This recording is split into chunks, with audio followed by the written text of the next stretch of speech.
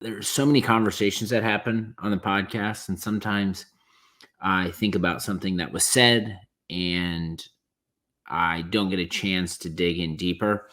And this is one of those opportunities where I just thought about something Nick said from the previous episode of Auction Talk when we were talking about 2013 select golds. And I was like, you know what? That thought is running through my brain right now, and I'm in front of a computer. Let me just do some investigation. I think really what was the catalyst for this was the Barry Sanders PSA 10 2013 gold that was up for auction. And I'm glad I mentioned that. And that wasn't on like the run sheet with Nick. I just had remembered I saw it right before we were recording and we talked about it a little bit. But the card was, I think, first, like Barry Sanders stuff is nuts.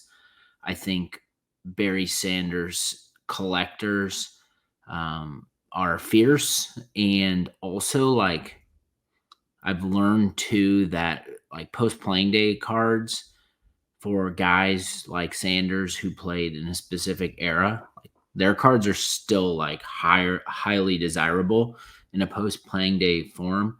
I think about guys like Marino. I think about guys like Montana. And if I were player collectors of them, I would have like exception to the rule. I think definitely. Then Nick mentioned that since Sanders wasn't in 2012 Prizm, that 2013 Select Gold was his first gold Prizm, which I hadn't thought about and thought was interesting. So there's all of these things happening. I hadn't seen the card, and then the card got listed. The interesting thing about the card when it was listed for auction with a starting price of $2,000. I think like we all run into these situations where there is a starting price of an auction that's not like $9.99 or whatever, and it kind of pisses us off, and we might watch the item, but we don't want to bid whatever the high bid is or whatever they're requiring to get into the card. But when I saw this, I was like, man, 2K is an absurd starting bid. But because of all of the factors and elements, my thought process was like, there's enough people that are going to try to acquire this card. The other interesting dynamic of this listing was 2K to start, but then there was a best offer function on the listing. And when I had looked at how many offers there were, like 12 hours after it listed, there was 3 offers already. So the seller definitely was fielding offers. And then something happened, which I didn't know you could do this, but it makes sense, I guess, that they eventually turned off the offers function, because when I checked back on the card with about 6 hours to go, that feature was turned off. So for me, I was curious because I knew this card was going to get bids. How many? Who knows? Nick mentioned the fact that it started at 2K. He thought it would eventually hurt the price of the card, which I think makes sense. It's a psychology thing, right? We want to be able to believe that we're going to get a card for less than what we expect. And I think a lot of us go into auctions with that mindset. And it is really intimidating when we realize in the moment that in order for us to get the card, we're going to have to at least spend 2K. I mentioned he's got the 75th anniversary patch right here. Looks like he's just popping out of the frame, getting ready to run for a touchdown. Look at his eyes. I mean, is that not cool or what? It's a pretty badass card. PSA 10 too. It's just like when that card dropped, I was like, there's going to be people going for this. And I knew there were, because I was having a lot of conversations with people that were highly interested in this card. A couple things just on the listing front. I think it's a lot of sellers are doing themselves a disservice by starting with a high price. But when I see it a lot of the times, it's on like more liquid stuff. which they're trying to protect themselves, which people on more liquid stuff don't want to necessarily play that game, but on something like this, that who the hell knows when we're going to see it again, there's going to be enough people that come to the party. So this card did sell, sold for $2,583. So it went $583 above the initial price. And I went back to the eBay listing and there was 3 bidders. So that says something. But like the story of all of this, because the question I asked Nick was, what was a set that you wish you would have got into at a specific time and regret? And by the way, I pulled up some stuff here. Let's check this out. Okay, so here's the hobby box. All right. I mean, and there's a hobby box. This is, first of all, come on. Luck, second year, 2013. Love seeing him on the box. So that's like near and dear to my heart. But I wanted to look these up. So like, what does this box cost? There's one, it looks like there's 3 available, but these can be had for $329 via Steel City Collectibles on eBay right now, which when I couldn't believe that. I couldn't believe, like, knowing what hobby boxes cost right now, just for new product. I would much rather, if I'm going to rip a hobby box, spend $329 as opposed to $1,000 on whatever. But there's, obviously you've had a decade plus, so a lot of stuff has been pulled, but there are cards that have not been seen out of this product. And now I'm talking myself into, hey, do I just hit buy it now on 3 boxes? Because the black Andrew Luck select has never been seen. Is it sitting in one of these boxes? I don't know. How about one of you buy these hobby boxes and pull it and rip them? And if you pull the luck, I'll give you an offer that you can't refuse. Deal. Okay. So cool hobby box. Wanted to highlight that and the price, which I think maybe when I share some of this information, this price will look even better to you.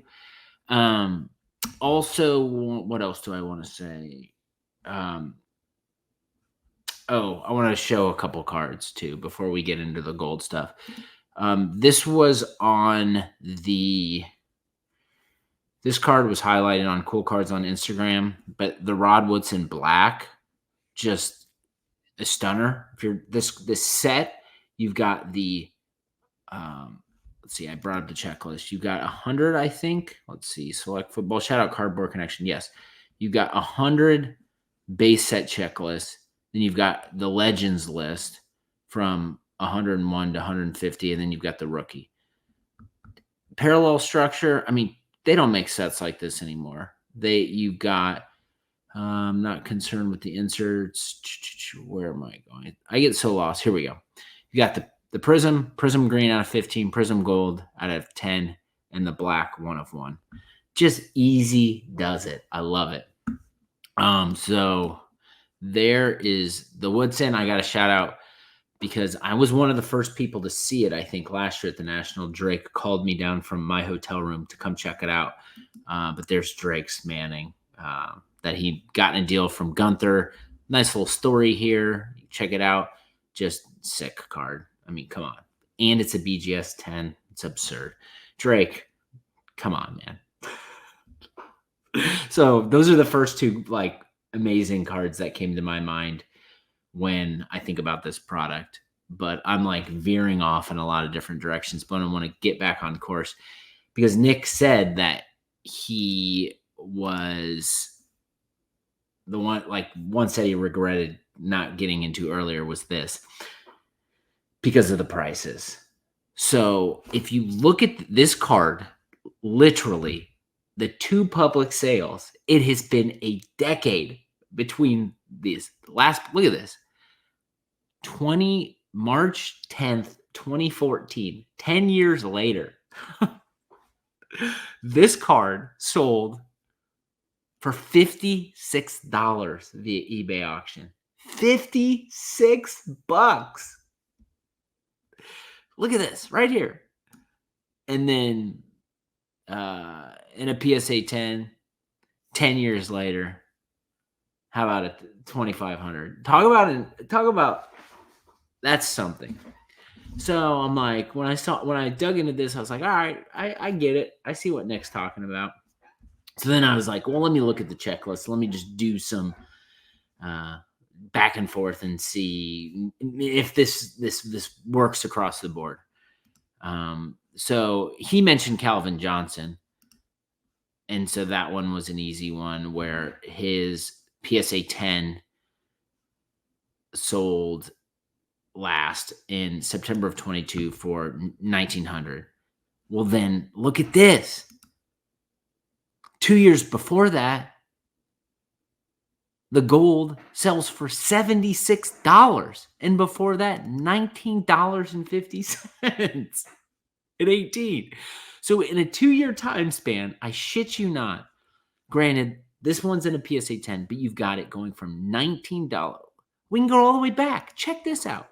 From 2017, Calvin Johnson Select, $13.49, $19.50, $76, and then $1,989. Insanity. All right, let's keep moving. Let's look at Peyton. I own one of these, by the way, a PSA 9. But you've got January 2nd of 14, 89. Then January 9th of 14, 91. February of 14, 104. Then we go down to 7, or this is the hot star, so we won't include that. Then 14, there's a lot of these who sold in 14, 76. And then you don't have another public sale on the Manning from 14 to 21. And it has moved from $76, and then the BGS 9.5, $2,625. Then the PSA 9, $750 in 21, that's insane in and of itself. And then you bump up to the PSA 9 sale for $3K. It's just insane to look at this stuff. Troy Polamalu, his stuff is highly collectible. Again, in 2014, $1,350 for his gold. And then 2020, $46 for his gold. Can you imagine what a Troy Polamalu gold would do now if it went to market based on this trajectory? Aaron Rodgers, same stuff. You got $86 in March 3rd of 14. And then in 2023, April, his PSA 10 sold for $1,590. Walter Payton. The last sale of Walter Payton, if you're looking at a legend, was September 14 of 19, and it sold for $76. If a Walter Payton came to market right now, good Lord. And even the Rod Woodson gold, I looked that up too. The two sales were recent, but March 26, so in March, sold for $200, and then in June, it sold for $300. So it went up $100 in a few months. I think there is quite the story here. I think the cards aesthetically look incredible. Oh, I also want to do this because this is impressive. This is Austin Carlson Cards. He's been documenting on his story his pickups of this. But let's see the last one. So this. So let me pause this. Look at this thing. Since this is March 15th. He has a Veterans 36 of 100 and Legends 26 of 50. Now this was March, so he's definitely added to it to this point. But this is a fun build, and to see someone building out this set obviously shows the dynamics of this set being harder to acquire, because you have set collectors like Austin coming in. You have people who play or collect these cards. It's getting harder and harder to get. But this is something like, to me, where you've got, these cards that there wasn't someone waving the flag, but enough people over time thought that these cards were cool, and those gaps in between sales, people were just like, I'd probably rather just own this cool card than sell it for $60 or whatever. So it's just like an uh, incredible growth in the segment, and it hits the mark where aesthetically these cards look really cool. It's the first year of Select in the Panini era. Uh, all these factors, the configuration of the set, there's just a lot of cool players. But I just wanted to give that some airtime, and also when stuff is brought up in the podcast, because so much stuff is brought up, because there's so many conversations that I'm going to start trying to take notes and like do stuff like this and dig back in and give you all some bonus content. And I want to do more video, and definitely always use Card Ladder because it's super easy. So hopefully you all are having a good Sunday, but 2013 Select something, huh? Take care. Talk to you soon. Thanks so much for tuning in to Stacking Slabs YouTube channel. If you like the collector conversations we're having here, make sure you hit the subscribe button, turn the alerts on, check out Stacking Slabs wherever you listen to podcasts. And if you want more exclusive content from Stacking Slabs, make sure you join that Patreon group. Thank you and take care.